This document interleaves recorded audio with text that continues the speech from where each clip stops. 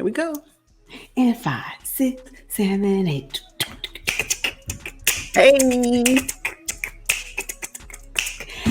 What's up, everybody? Welcome to another episode of Undrafted Views, where here we talk sports from the sideline. So today we're going to continue with the NBA restart. We can't wait. Super excited. Yeah. And so we're going to talk about some things as we get ready for July 30th when the first set of games begin, and let's get into it. So, I was just sitting around and I ran across a headline regarding Rudy Gobert and, the relationship strain that he now has with Donovan Mitchell, right? So, I remember that. Yeah, a thought came to me. I said, wow, should Rudy Gobert feel responsible for ruining the NBA as we knew it? Okay. Ruining the NBA is a bit extreme. Yeah, he ruined the entire season. It would have stopped anyway. That's the cold part about it. We would be here right now anyway. Actually, he did the NBA a favor. Think about it. Oh, absolutely. No one was testing. So had he not have been the first person, unfortunately, I understand the backlash because we were all disappointed. At least I was when the NBA season stopped. Yeah. But if you think about it, if he had not had those flu-like symptoms, if he had not been tested, because we were talking about the coronavirus. It was all new to everybody. Yeah. So had he not gotten tested and tested positive for the coronavirus, can you imagine how many other players initially would have been impacted by it? Mm-hmm. So although he had to be the first one, and I think what really heightened the reason for the backlash is how he left that press conference. Oh, yeah. Yeah. That was horrible because his whole demeanor and how he touched all of the equipment was like he disregarded anybody's concern. Totally. He took it as a joke. And really at that point, no one really knew how serious it was for us in the US, of course. Yeah.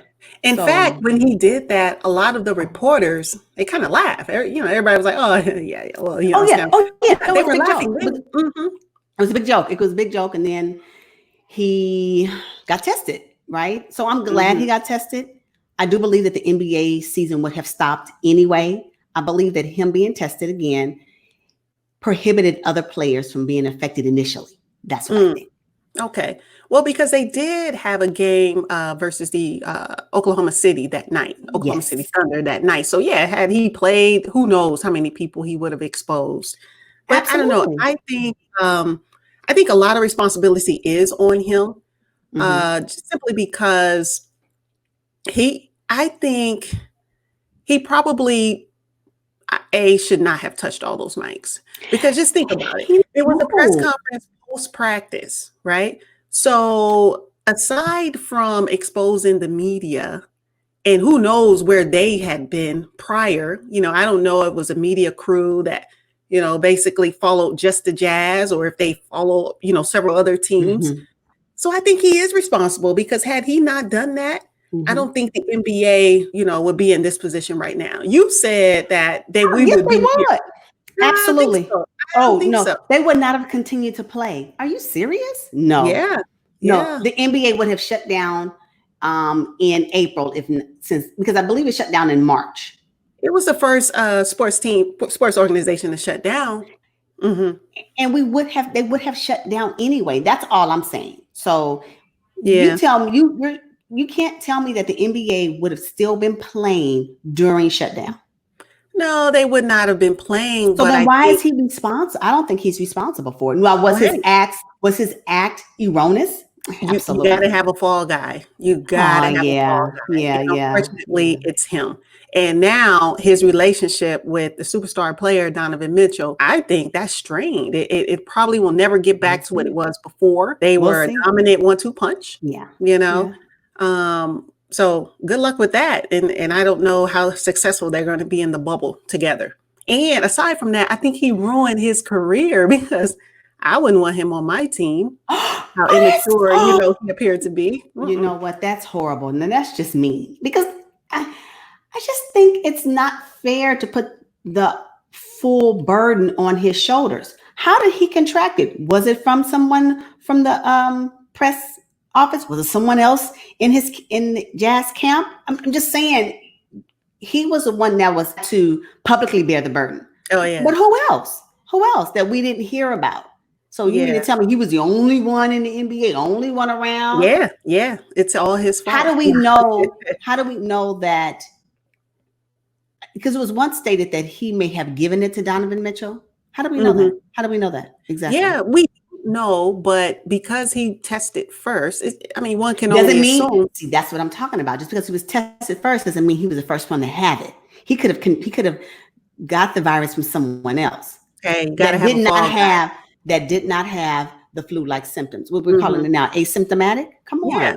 Donovan didn't have it either, though. He didn't have symptoms. I think because they were so close and they spent a lot of time together. He probably more than likely Gobert. He gave it to Donovan, and Donovan then gave it to Emmanuel Mudiay, and it just went on, and it started spreading throughout the entire league. I disagree with that. We don't know how he may have gotten the virus, and I don't think he should bear the burden of it. You got to have a fall guy. So because of this, players are choosing to opt out, of the NBA bubble. So my question is it fair for a player who has opted out from the bubble be given a championship ring should their team win? Yes. Oh my goodness. Absolutely. Are you serious? Why? Yeah, I'm dead serious. Why? Why not? Would you agree that they shouldn't get one? Well, let's see here. You are choosing to leave your partners in battle in a war. Going through the playoffs is like a battle. It's a war. And you're choosing to sit out with bone spurs. Why should you receive a medal? And in this case, the championship ring. You are opting not to play. If you're injured, you have some kind of condition where you need to, I don't know what kind of condition you can have when you're a healthy NBA player, but maybe you fear exposing your family or whatnot. That's different than choosing to not play simply because you don't want to play. Living in fear. No, you have to play. You cannot abandon your team in a battle and think that you're going to reap the rewards at the end. I know that's not fair. I don't like it. I'm all about fair equality. Oh, okay. So I think that they should get a ring. Absolutely. And if the NBA had a problem with it, they would have put that in part of the guidelines, right? So how do we know it's not? It's not. It's not. They're not being penalized if they opt out, that they will not be penalized or suffer fines. The only thing that's going to happen if they opt out is that they will have reduced salaries, and that the games that they're actually not playing, what they would have received is going to be much less. So the NBA is saying it's good. They're actually saying you guys don't have to come back. So if you're going to give me the option and I opt not to come back, I need to get a ring if my team wins. And let's just be honest. Let's be real about what this is. We're only talking about the Lakers because they're the only ones that are prohibited favorites to win anyway, right? So then the discussion is really about Bradley, Avery, and possibly Dwight Howard if he decides to not go because he's still undecided as of yesterday, right? Yeah. So and Bradley, Avery, and Dwight Howard played a significant role in the Lakers being able to seed number one in the Western Conference. So you doggone right, they earn the right to receive a ring, even though they're not going to be there. I'm sorry. They need to get it. They need to get it. Because at the end of the day, the other teams really don't matter. I'm sorry. I mean to say that. I know that they're going to be fighting for, the 8th seed or, to make it to the semifinals or whatever. And that's fine. And they should do that. And some of those players have been replaced with others. And that's great as well. The Lakers are the ones that really at the end of the day, the discussion will be about. And so, yes. My God. Oh, I don't know. I don't know how I feel about that. If I'm a teammate, take yourself from the situation and pretend that you're on the team. And you look over and your teammate is like, nah, you go ahead. You go ahead. I'll be over here relaxing while you guys go to battle. Okay, but if you get a medal, I deserve it as well. No, you don't. The same can be said for those players on the bench. Well, at least they're there. Why? Why? You're not playing? Why? At least they're available. At least they're available. No, I'm sorry. They should get a ring. Wow. You think they should get a ring? Absolutely. Even if Yes. okay. Yes, All right, well, absolutely. They earned the right to get a ring. They earned it. They earned it. well, I think If deep we're down, going to give allowances to people who are injured, if that's the different. NBA did not deem it necessary to write that in the guidelines, then they should get a ring. Mm, Simple as okay. that. So it's so funny. Speaking of the guidelines, there was a big issue with I guess the NBA provided a coronavirus handbook or so. They gave all the players a handbook. It was like, hey, read this thick book. Well, DeMar DeRozan said he read the first 10 pages and was like, because it's so silly. And his viewpoint was, okay, you're saying we can't play doubles and ping pong, but we can go out and play basketball together. It made absolutely no sense. None. It's all money driven, clearly, because they ain't making no money off of ping pong. Want to keep you guys isolated from each other, but go out there and play. Made no sense. I totally agree with him. Right. And so that means if that's the case, then why are we having scrimmage games? Yeah. Why are we even playing? Make sense. It just doesn't make sense. It is about the money. Clearly. And, yeah. That's the only reason why we're going back, because technically they shouldn't even be playing unless they're going to be playing it in, each player is going to be inside of a bubble playing. I know. Each player, huh? Can you imagine? Yeah. Oh my gosh. Can you imagine? Can you imagine? Yeah, that's crazy. Yeah, crazy. No, and I think he was like, it's frustrating. I think I read when he said it's frustrating. I'm like, I can only imagine. Yeah. I just, so, give these guys a ring. They work hard, and it's not their fault that we are in a pandemic. This is a different situation. This is not, and they're going to be away from their families for almost 3 months. That is going to be difficult. Not initially. Yeah, right. Not initially. No. They'll be there. I think they can come maybe the semi-playoffs or something like that. Yeah, maybe later on. But it is different if they were saying we can travel normally as we normally travel, and I don't want to play. But you mean to tell me I'm going to be away in this bubble? And you know what? I'm okay that they say no. I totally get it. I get it. Oh yeah. As paranoid as I am right now, I totally get it. I get it. And I don't think they should be held. I don't think they should be restricted from getting their ring that they earned. And when I say that, it is really about the Lakers.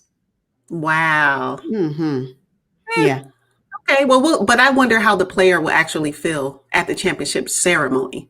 Once everyone's getting a ring the following season, when they finally get it, it's like, I really didn't only play 2/3 of the season, and then I abandoned my team to hang out instead of going to war with them. I mean, I don't know. Well, let's ask other players who never play, bench players, and see how they feel about it. I remember I heard one time where Matt Barnes does not recognize his ring with the Warriors because he felt like he didn't contribute to the team winning.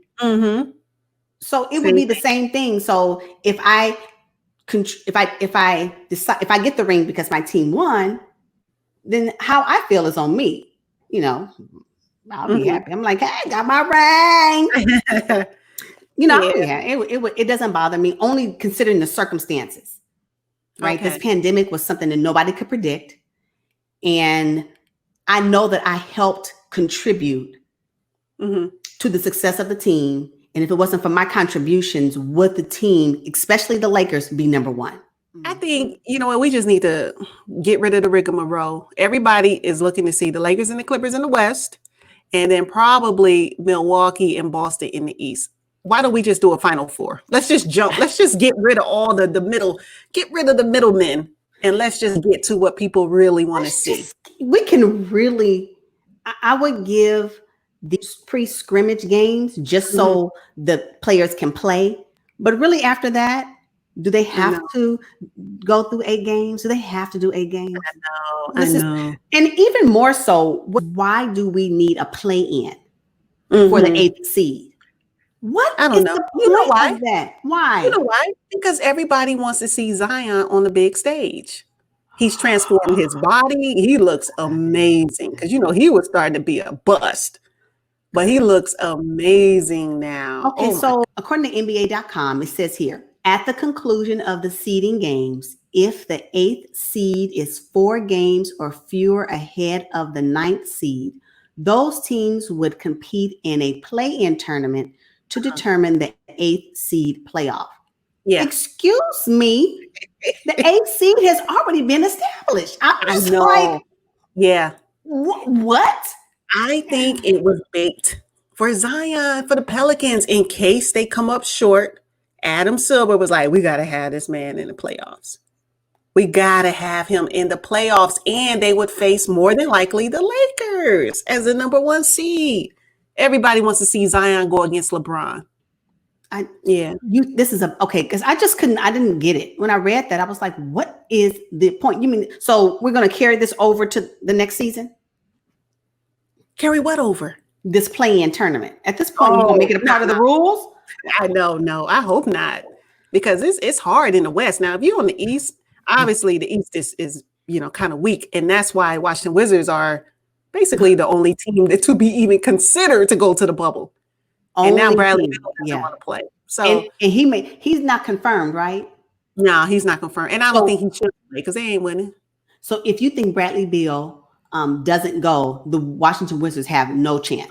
Oh, it's a wrap. Why should Milwaukee even bother suiting up, putting their tennis shoes on to play against them? They might as well go get on some Disney rides at this point. Yeah, why even bother? Put the scrubs in, Okay. Yeah. Still not right. But no. I didn't understand it. Now that you mentioned the Pelicans, they want Zion to be the next. Yes. Right. Okay. All right. So I understand now why they have the play-in tournament. Mm-hmm. And I don't like it. You mean to tell me I worked this hard out of these 8 games to confirm my 8th seed, and now if someone is 4 games from the 8th seed in that 9th slot, I have to now do a play-in tournament with them? I know. And it's one and done. Is it one and done? One and done. Is it one and done? You think it is? It didn't say.